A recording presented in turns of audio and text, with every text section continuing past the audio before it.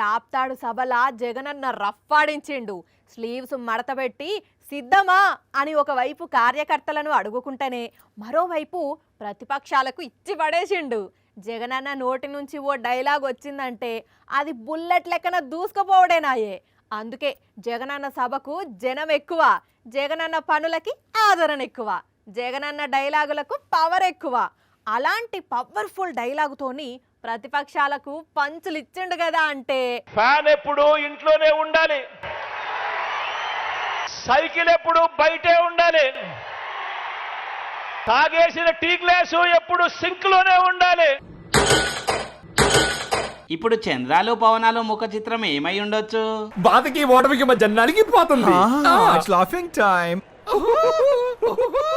జగన్ అన్న డైలాగ్ దెబ్బకు cycle chain వాడి టైరు పంక్చర్ అయి పనికి రాకుండా పోతే అట్లనే గ్లాసు పక్కల ఏరుకున్నా ఏ ముక్క ఏడున్నదో తెలియకుండా అయిపోయింది.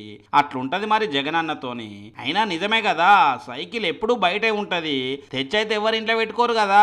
అట్లనే టీడీపీని కూడా జనం బయటనే ఉంచుతారు తప్పితే ఎవ్వరు లోపలికి తెచ్చుకోరు అన్నట్టు.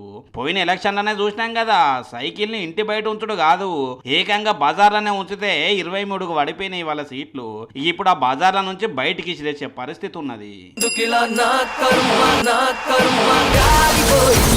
ఈ అట్లనే ఛాయ్ గ్లాసును కూడా సింక్ లో పడేయకపోతే సంకలో పెట్టుకుని అయితే తిరగరు కదా. అట్లా పడేస్తేనే పోయినసారి పవన్ 2 జాగాల్లో ఓడిపోయిండు, ఆయన పార్టీకి ఒకే ఒక్క సీట్ వచ్చింది. ఇప్పుడు మళ్ళాదే సింకులో వారేస్తే అందుకు స్లీవ్స్ మడత పెట్టి సిద్ధమయ్యారు జనాలు. ఈ లెక్కన చూస్తే పోయినసారి వచ్చిన ఒక్క సీటు కూడా వస్తుందో రాదో అట్లున్నది మరి జగనన్న ప్రభంజనం. రాప్తాడు సభకు వచ్చిన జనాన్ని చూస్తేనే సీన్ మొత్తం అర్థమైపోవాలి చంద్రాలకు పవనాలు. ఫ్యాన్ ఎప్పుడు ఇంట్లోనే ఉండాలి, సైకిల్ ఎప్పుడు బయటే ఉండాలి,